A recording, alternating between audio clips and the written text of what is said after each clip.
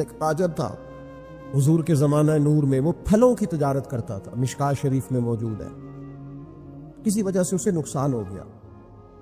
تو انسان جب تجارتیں کرتا ہے، زندگی گزارتا ہے، تو جہاں اسے نفع ملتے ہیں وہاں کہیں کہیں اسے خسارے بھی ملتے ہیں۔ تو الگ بات ہے کہ ہم صرف نفعوں کے قائل ہوتے ہیں، خساروں کے قائل ہی نہیں ہوتے۔ وہ تاجر تھے، پھلوں کے تاجر تھے، بڑی اچھی تجارت کرتے تھے، کسی وجہ سے نقصان ہو گیا۔ اب وہ حضور کی بارگاہ میں آئے۔ ہمارے ہاں یہ ہوتا ہے کہ لوگ کہتے ہیں میرا کیا لینا دینا، بلکہ اگر کوئی بندہ اس طرح کا مسئلہ حل بھی کرا رہا ہو تو کہنے حضرت صاحب تو اڑا نہیں ہے کام۔ اس تاجر نے اس بارگاہ میں آ کے کہا جہاں جو آ جاتا ہے ہمیشہ بامراد ہی جایا کرتا ہے، یا رسول اللہ صلی اللہ تعالی علیہ وسلم میں پریشان ہو گیا ہوں۔ اور پہلے جب آدمی مالدار ہوتا ہے تو دائیں بائیں رش بھی ہوتا ہے، اور جب اس طرح کے حالات ہو جائیں تو وہ جو بڑے قریبی ہوتے ہیں وہ بھی کئی دفعہ ساتھ چھوڑ جاتے ہیں۔ ساری عمر ہی آٹا گدھا ہے، لکھاں کیتے پیڑے، اب وقت آیا ہی تے محمد بخشا کوئی نہیں ہو بیٹھا نیڑے، لوگ نکل جاتے ہیں، کمزور پڑ گیا بندہ بیچارہ۔ حضور کی بارگاہ میں عرض گزار ہوا یا رسول اللہ تکلیف میں ہوں، تاجر تھا، پھلوں کی تجارت کرتا تھا اور مشکات میں موجود۔ نبی پاک علیہ السلام نے دعا بھی فرمائی، کرم نوازی بھی فرمائی، رحمت بھی فرمائی، عطائیں بھی فرمائی، لیکن حضور نے صحابہ سے فرمایا سارے مل کے اپنے بھائی کی مدد کرو۔ تھوڑے پیسے کسی نے دیے، تھوڑے کسی نے دیے، تھوڑے کسی نے دیے، مل کے۔ اور ایسے لوگوں سے جو لوگ بڑے اس کام کے لیے ہر وقت ذہنی طور پر تیار رہتے تھے، ان لوگوں سے کہا اس کے ساتھ چلو، لیکن اس کا قرضہ ابھی بھی جتنا چڑھ گیا تھا اتنے پیسے جمع نہیں ہوئے تھے۔ اللہ کرے میں آپ کو سمجھاؤں، یہ بھی اخلاقی بلندی والا کام ہے کہ کسی شخص کی کمزوری میں اسے اٹھانا، گرتے ہوئے کو سنبھالنا، پھسلنے والے کو سہارا دینا، بکھرنے والے کو بکھرنے سے بچا لینا، ٹوٹنے والے کو ٹوٹنے سے بچا لینا، پریشان ہو جانے والے کو سمیٹ لینا۔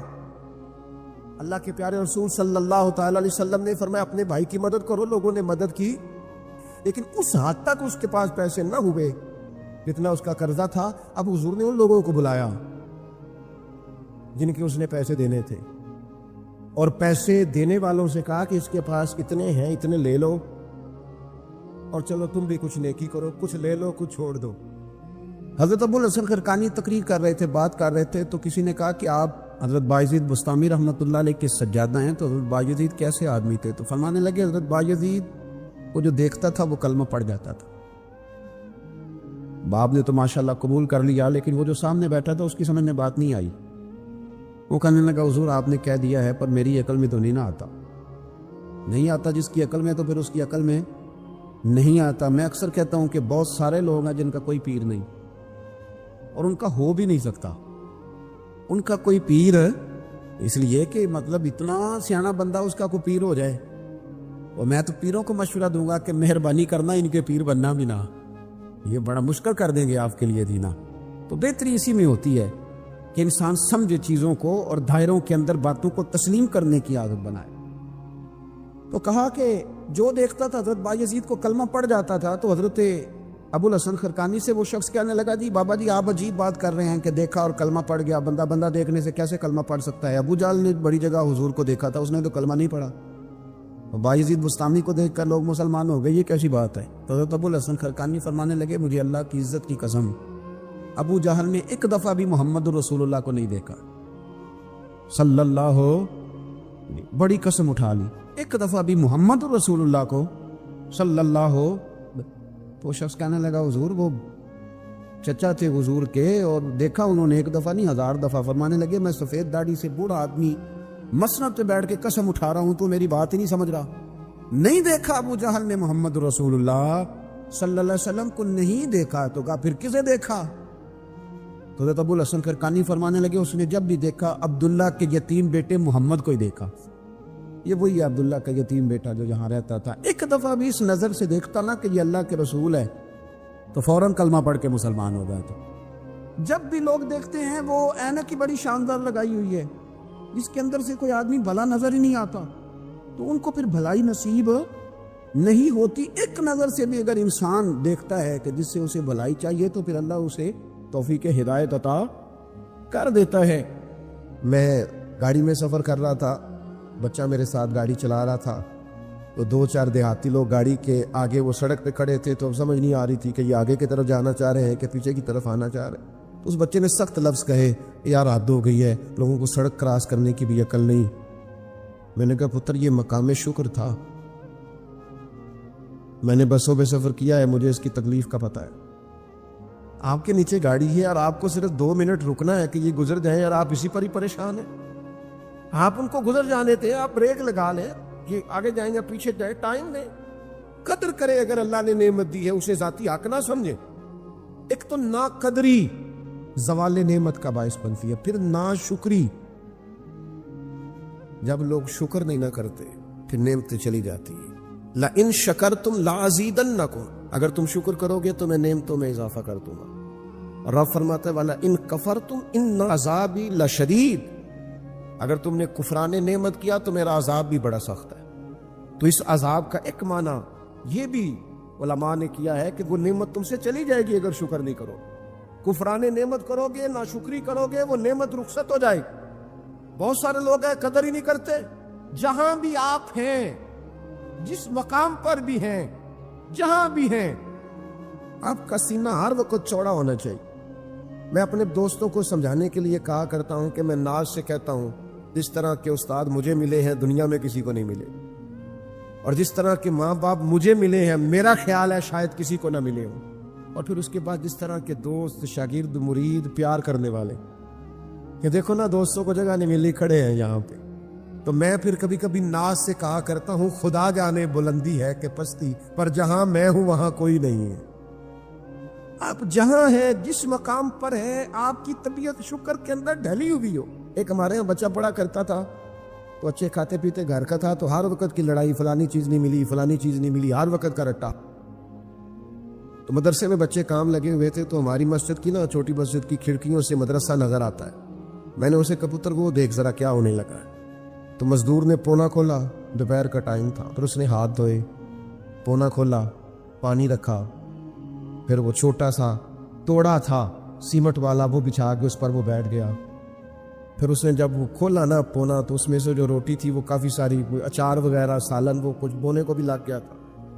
پر اس نے جس شوق سے بسم اللہ پڑھی ہے نا, اور جس مزے سے روٹی کھائی ہے نا اس نے, اور پھر اسے اس کا تلفظ نہیں ٹھیک ہوگا, پر لفظ تاثیر سے بنتے ہیں, تلفظ سے نہیں.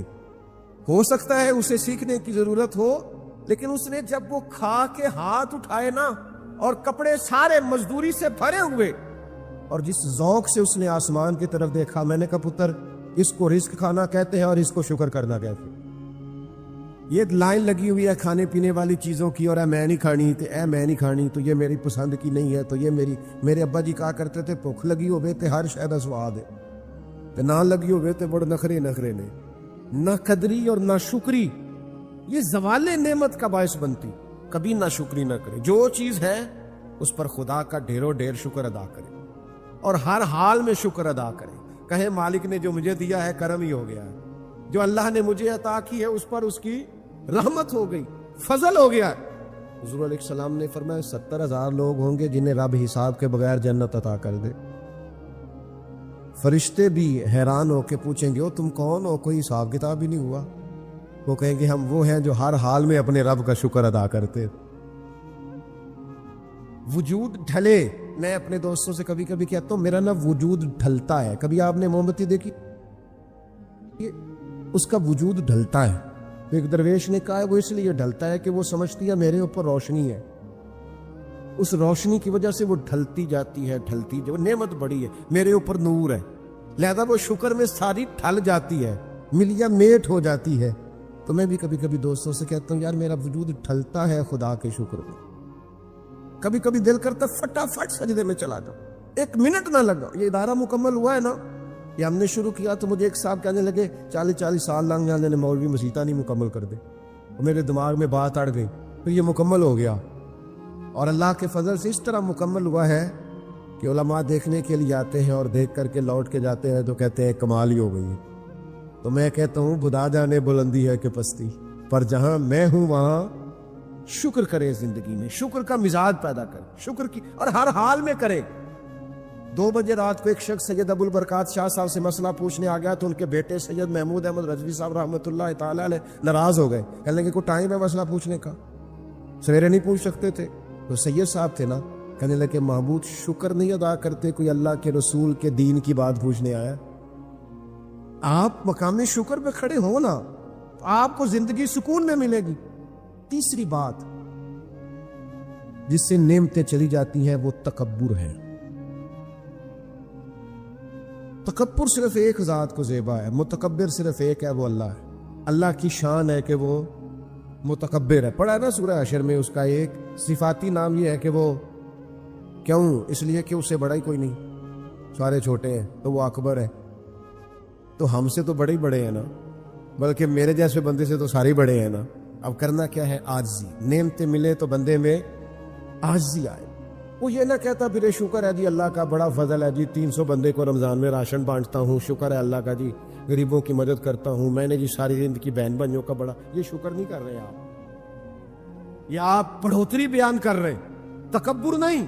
پھر سارے لوگ ہیں جن کے پاس پیسہ آیا رویہ بدل گیا، اقتدار آیا رویہ بدل گیا، 4 دن تازگی آئی رویہ بدل گیا، حالات بدل گئے۔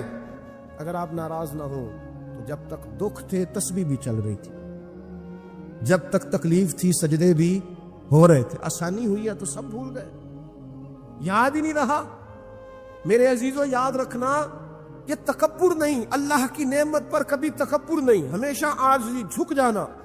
بڑی سادی مثال ہے اور سب کو یاد ہے، درخت کو پھل لگ جائے تو ٹہنیاں جھک جاتی ہیں، اور جھکنے کا مطلب یہ ہوتا ہے کہ پھل لگا ہوا ہے، اور اگر درخت کھڑا ہو، ٹہنیاں بھی کھڑی ہوں، اکڑی ہوئی ہو، تو اس کا مطلب یہ ہے کہ پھل کوئی نہیں۔ جو بندہ آپ کو جھکا ہوا ملے نا، عاجزی کرتا ملے، سمجھو پھلدار ہے۔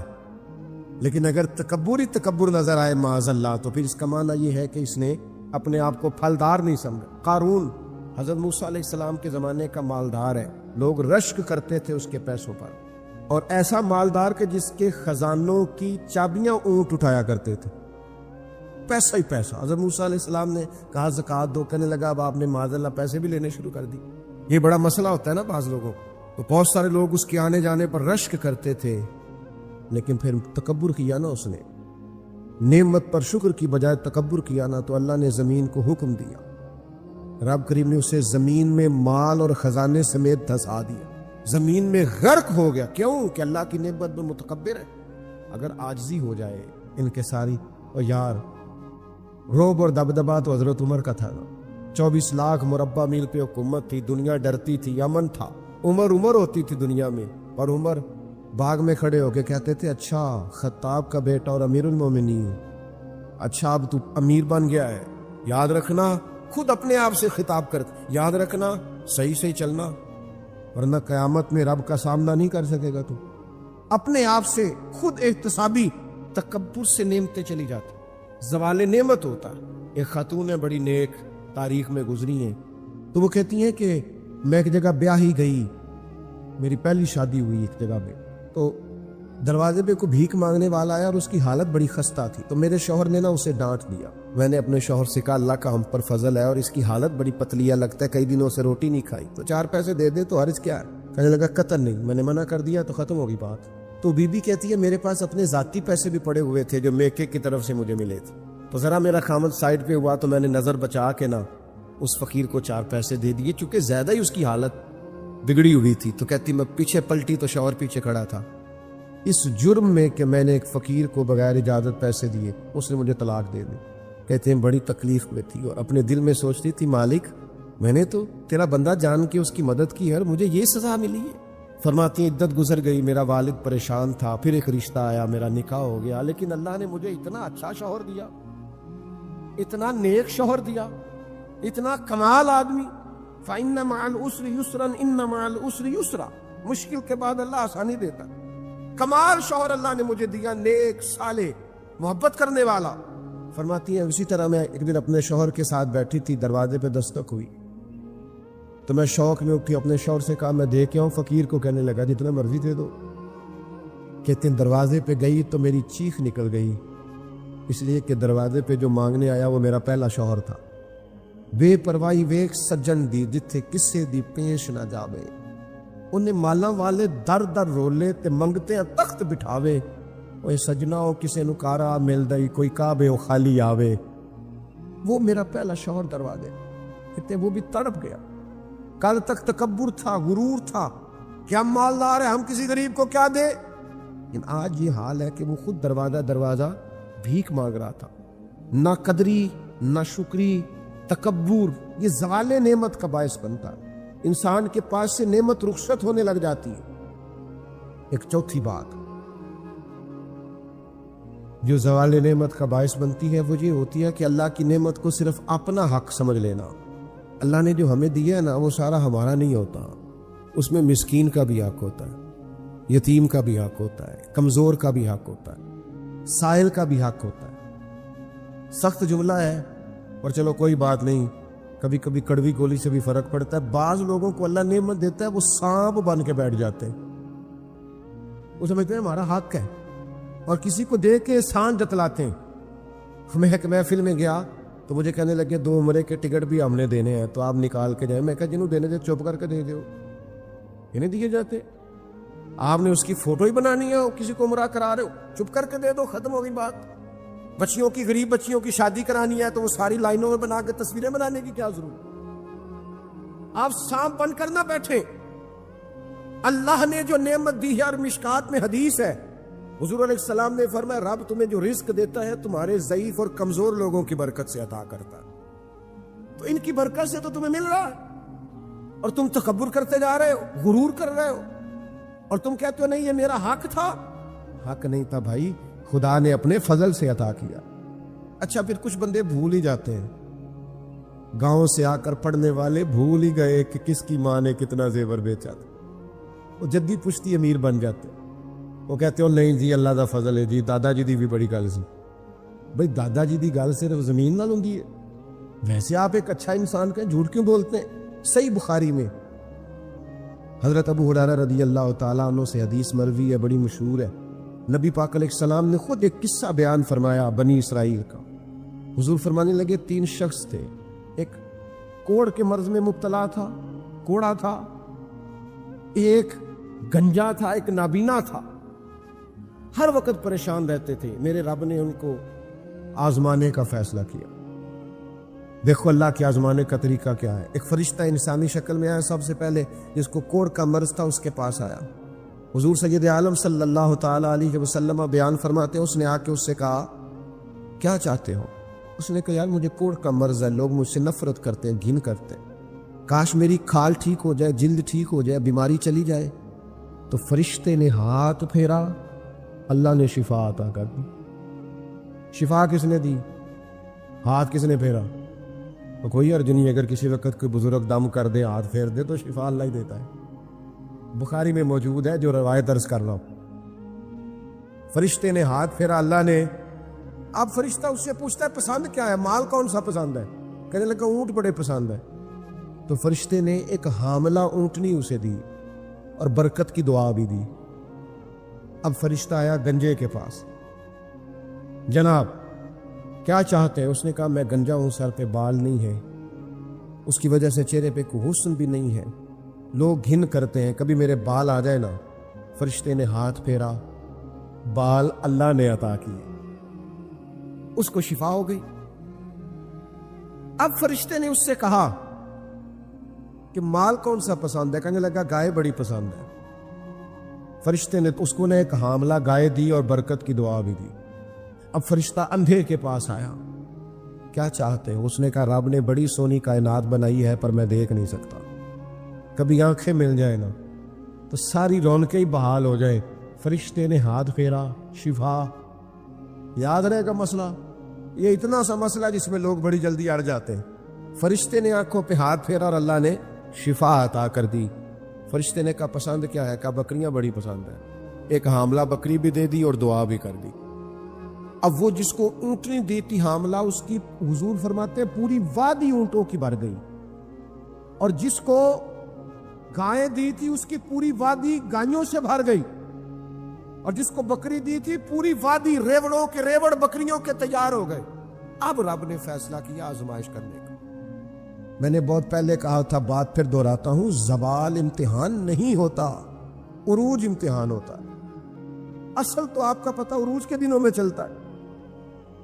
اللہ نے فرشتہ بھیجا، وہی انسانی شکل میں، سب سے پہلے اس کوڑ کے مرض والے کے پاس آیا، کہا یار میں مسافر ہوں، کہیں سفر پہ جانا تھا، تو اللہ کی مدد، آپ کا تعاون درکار ہوا تو سفر ہو سکتا ہے، ایک اونٹ مجھے چاہیے۔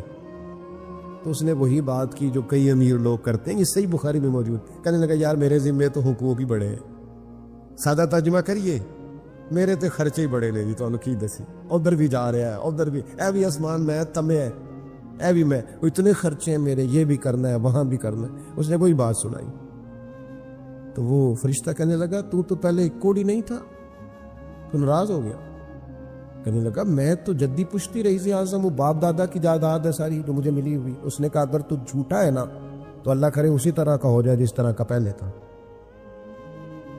اب وہ آیا گنجے کے پاس، اس سے کہا مسافر ہوں، سفر پہ جانا ہے، اللہ مدد کرے، آپ تعاون کریں تو سفر آسان ہو سکتا ہے، مجھے ایک گائے چاہیے، اگر آپ دے دیں تو۔ وہ کہنے لگا میرے تو ذمہ حقوق ہی بڑے ہیں۔ اس نے کہا یار تو پہلے گنجا نہیں تھا، بیمار نہیں تھا، کچھ بھی نہیں تھا، بھوک تھی۔ کہنے لگا خبردار، میں تو جدی پشتی رئیس آدم ہوں، باپ دادا سے امیر ہوں۔ اس نے کہا اچھا اگر تو جھوٹا ہے تو ویسا ہی ہو جائے جیسا پہلے۔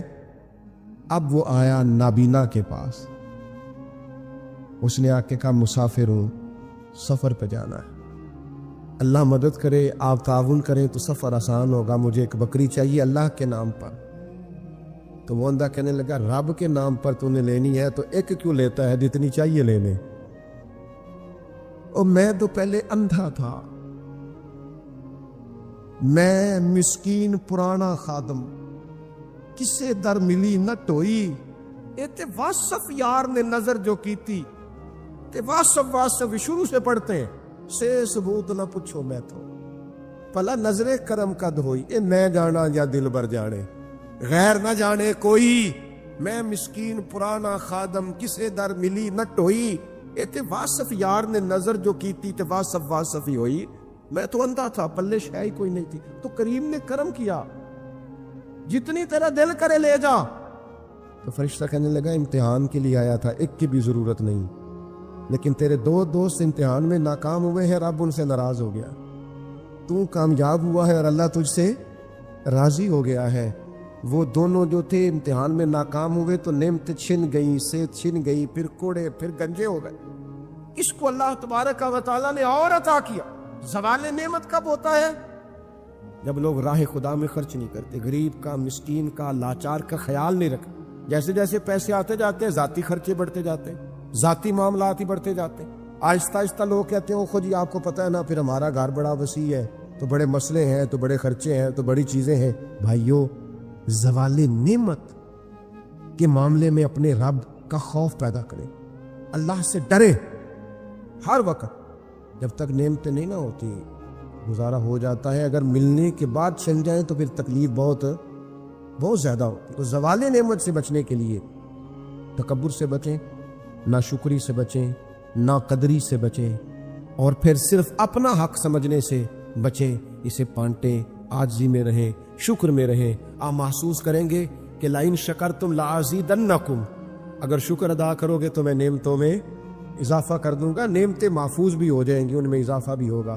ہر وقت نبی کریم شکر ادا کرتے، ہر وقت صحابہ اور اہل بیت مقامی شکر پر فائز رہتے۔ یہ مقامی شکر انسان کو زوال نعمت سے بچاتا ہے۔ اپنے آپ پر غور کرے، اگر کوئی بھی نعمت موجود ہے، وہ اولاد کی صورت میں ہے، وہ صحت کی صورت میں ہے، وہ بہن بھائی، ماں باپ، دوست احبا، بیوی بچوں کی صورت میں، جو بھی انعام اللہ کے موجود ہے، اس میں کبھی تکبر کا شکار نہ ہو، خود پسندی کا شکار نہ ہو، کبھی کوئی ایسا کام نہ کرے جس سے اللہ تعالیٰ کی ناراضگی کا موجب بنے۔ اللہ تبارک و تعالیٰ ہمیں عمل کی توفیق عطا کرے۔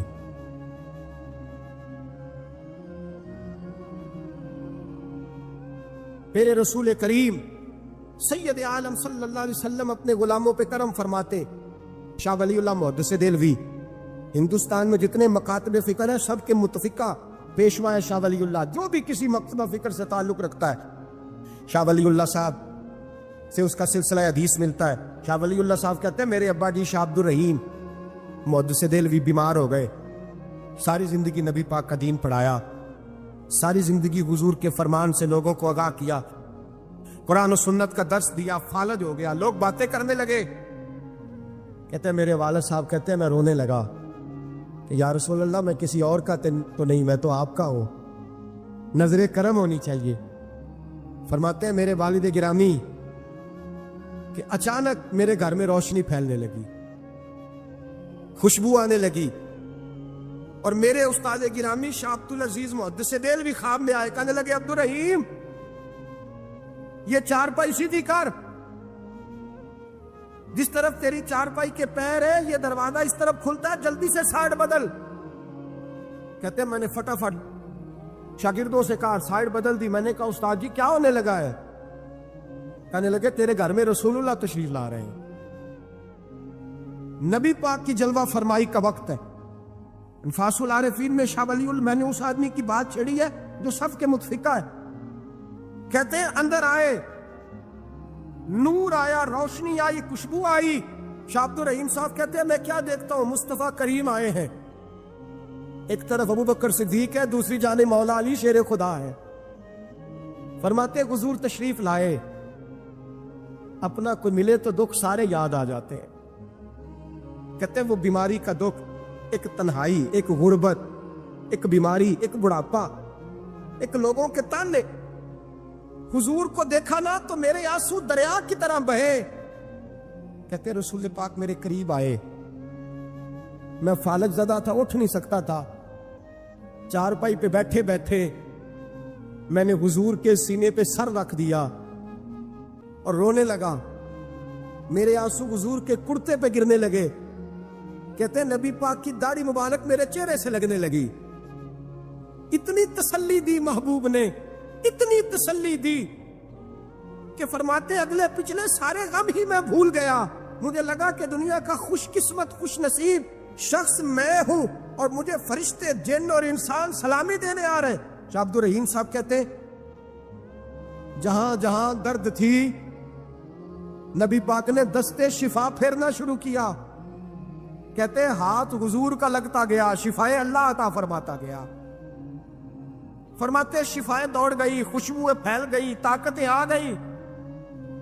फरमाते हुजूर ने थपकी दी, कहा बस कर दे, मैं आज हो गया हूं, मैं आज हो गया हूं। तसल्ली दी मुस्तफा करीम, तसल्ली। ख्वाब मेरी विच आया माही, मैं ओदे गल विच पा लईयां बावां, फिर डर दी मारी अख भी न खोला किते फिर विछड़ ना जावां।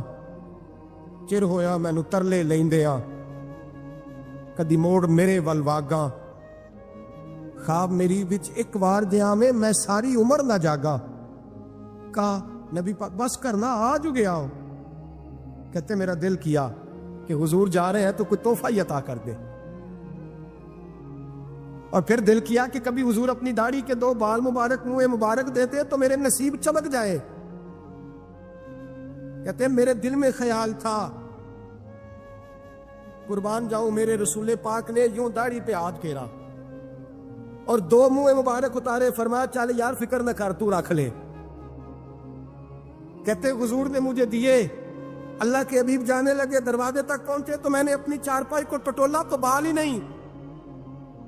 मेरे दिल में ख्याल आया मुंह मुबारक कहां गए। कहते नबी पाक ने रोक फेरा और हुजूर ने फरमाया तकिया उठा के देख, मैंने तेरे तकिए के नीचे रख दिए, तकिया उठा के देख। फरमाते हुजूर चले गए। सवेरे चंगा भला उठ के चलने लगा तो लोग कहने लगे ये करिश्मा कैसे हुआ। मैंने कहा उसने शिफा दी है, जो शिफा देने वाले का महबूब है, जो शिफा देने वाले का हुजूर अलैहिस्सलाम का दस्ते मुबारक गिरा है, शिफा हो गई। और मैंने कहा दलील ये है कि मुस्तफा ये अपने 2 बाल मुबारक भी दे गए। इतराज करने वाले फौरन कान खड़े हो गए। अक्ल को तनकीद से फुर्सत नहीं, इश्क पर ईमान की बुनियाद रख। कहने लगे ये वाकई हुजूर के। 3 आ गए, कहने लगे वाकई। मैंने कहा जाओ धूप में लेके जाओ। कहते वो तीनों लेके गए। जब कमरे से निकले तो बादल के टुकड़े ने आके साया कर दिया। बादल का टुकड़ा साया करता है। एक मान गया, 2 कहने लगे जी अचानक हो गया। میں نے کہا دوبارہ جاؤ، ایک بار نہیں، 2 بار نہیں، 100 بار جاؤ، میں رسول اللہ کا نوکر ہوں، میں نوکری کر کے کھاتا ہوں، جھوٹ بول کے نہیں کھاتا، میں حضور کے نام پہ جھوٹ بولوں گا؟ اور جس کو نوکری کرنے سے وہ راج کے دے، اسے جھوٹ بولنے کی کیا ضرورت ہے؟ فرمایا وہ دوسری بار گئے، سایہ پھر ہوا، آ کے میرے قدموں سے لگ گئے، کہنے لگے آپ بالکل ہی سچ کہہ رہے ہیں۔ ایک اور جماعت آ گئی، کہنے لگے ہمیں بھی زیارت کرائیں۔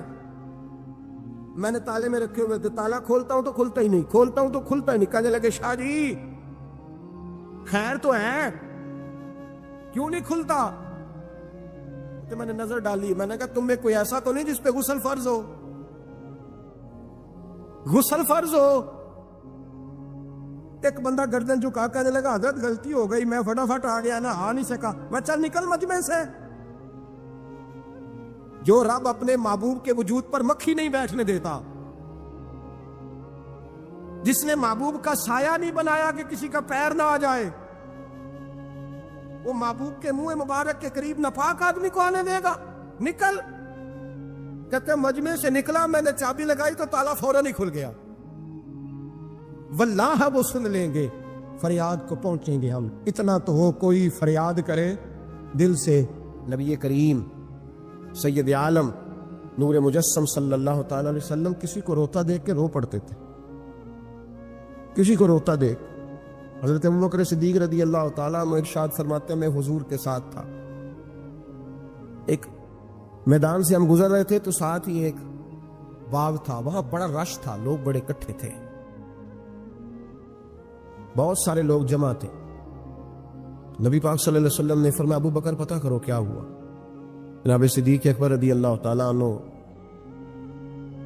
تشریف لائے اور واپس جا کے عرض کرنے لگے یا رسول اللہ صلی اللہ تعالی علیہ وسلم، ایک اونٹ پاگل ہو گیا، لوگوں کو کاٹ رہا ہے، لوگ اس کو گرفتار کرنے کی کوشش کر رہے ہیں، کسی کے ہاتھ میں ڈنڈا ہے، کسی کے ہاتھ میں رسا ہے، کسی کے ہاتھ میں نیزہ ہے، قابو نہیں آ رہا۔ نبی پاک صلی اللہ علیہ وسلم نے فرمایا چلو میں چلتا ہوں۔